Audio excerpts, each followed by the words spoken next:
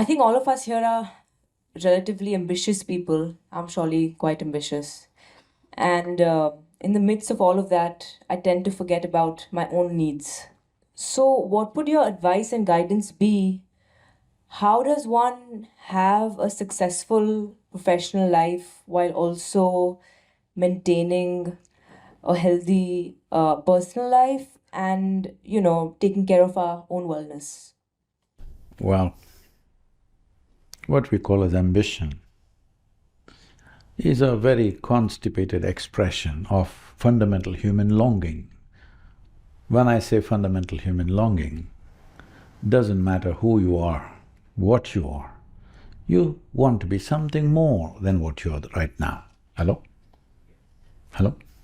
Yes or no? If you know money, you're thinking more money. If you know wealth, you're thinking more wealth.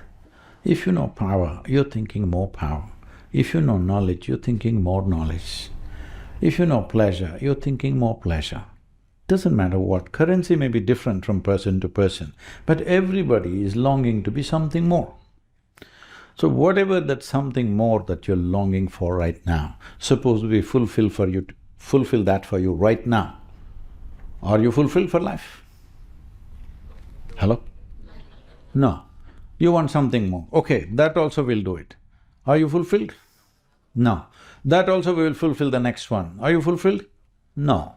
So essentially, you're longing to expand in a limitless way. If you want to become limitless, trying to do it through physical means is a foolish thing to do. Hello? Because the fundamental of physical existence is a defined boundary. We call this a physical body because it has a defined boundary. If I take away all the boundaries of this, it is no more physical, isn't it? So you're longing for something which is boundless through boundaries. Well, life is going to be a frustrating course. It can't be any other way, I'm saying it's fundamentally flawed. So, you have a longing to become everything, but your ambition is for something. That's why I'm saying it's constipated. You know constipation means what? It happens, but it happens little by little. Hello? So ambition is a constipated expression of what is a fundamental human longing to expand. So your longing to expand, if you pay attention to it, you will see it is not looking for more, it's looking for all.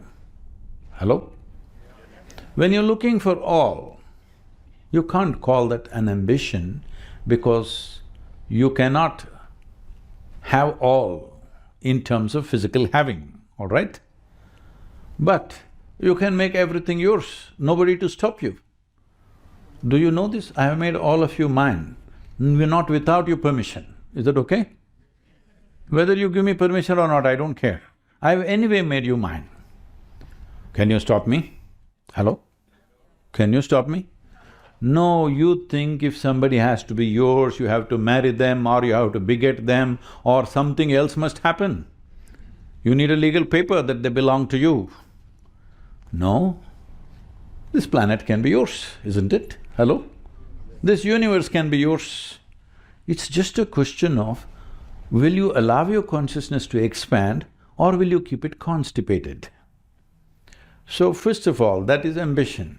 In that, how to balance my personal life and my ambition. See, what you want to do, if it's not your life, why the hell are you doing it? People are always asking how to get work-life balance. I'm saying if what you're doing, your work, if it's not your life, please don't do it. Because if you're reasonably successful in your life, you spend more time with the people with whom you work than your so-called family, yes or no? Day in and day out, you're with them. Maybe only weekends you're seeing family faces depends what kind of work you're doing, you know But if you're reasonably successful in this world, most of the time you are with people that you work with, isn't it? And if that's not your life, I'm sure it's miserable. It's like When I first went to United States some 23, 24 years ago, they took me to this restaurant and it said TGIF, whatever. What is it, I asked? Thank God it's Friday. So then I looked into this, where does this come from? Then all the research says, studies show that 70% of the Americans hate the work that they're doing. Hate, not dislike, they hate it. If you are hating what you do for 5 days of the week, you think 2 days will be fantastic? No, it only overdoses. That's all that's happening, because you're doing something that you hate. I'm saying, life is such a limited amount of time. In this, where did you get the time to do something that you hate? Why the hell are you doing something that you hate when life is such a brief happening? When I say life is such a brief happening, before you were born, Ananya, how long were you dead? Wow. I don't know. You don't know, endless amount of time probably. And I'll wish you another 100 years. Thank you. Because when it comes to death, nobody is negotiating death, we're only negotiating time. Hello? Yes or no? We are not negotiating whether we should die or not. We are negotiating whether it's today or 100 years later, that's all. So I'll give you another 100 years, okay? But after that, when you die, how long will you be dead? Will I be reborn or… Don't go into all that. How long will you be dead? Those people who died, how long are they dead? They're just dead forever, all right? Forever. Yes. So, you are dead for a very long time before you're born and after you die. It's just a brief amount of time that you're here. In this, why the hell are you doing something that you hate? You must be doing something that you love, something that you embrace with the greatest amount of love and affection. Whether it is work or industry or people or whatever nonsense you want to embrace, it's up to you. Hello? So Guruji, coming to this, I personally have reached a stage where I love most of what I do and I feel very grateful to be in this place. However, I still wonder what's right. So if I can give you an example, let's say my mother's here, so I'm just going to use her as an example. Let's say I have a really important board meeting that I'm chairing tomorrow, and it also happens to be my mom's birthday. Now, the decisions that I make for the company obviously affect so many other people who are working in the company, but it's also my mom's birthday tomorrow and I want to be there for her. Let's say I can only do one. You can take her to the boardroom and celebrate along with her. I would love to do… I'm going to do that. That would be great. But what I'm trying to get at is, when things like that come up, what is the right thing to do? Or is there nothing right and wrong and it just depends from situation to situation? This is something that I really struggle with. I think this is what I meant by personal and professional. See, when we say personal life, whether it's our parents or our children or whatever, it is not the volume of time that we spend with them, it's about how we spend that time with them.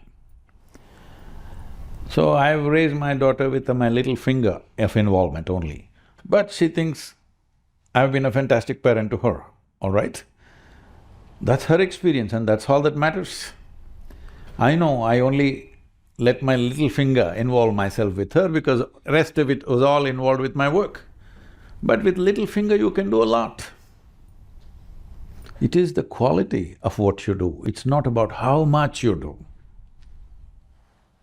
Wow. We have to raise that quality. Wow. Yeah, that's really good. I think it's becoming quite commonplace, especially in Gen Z, to do more than just… Hey, what do you mean, Gen Z? You're the last generation? Sorry, Guruji, it's just a word that I've gotten off. I know my sister's part of the Gen Z and she's… No, I know what that means, but what I'm saying is, when we say A of life, we mean beginning of life. When we say Z of life, we mean end of life.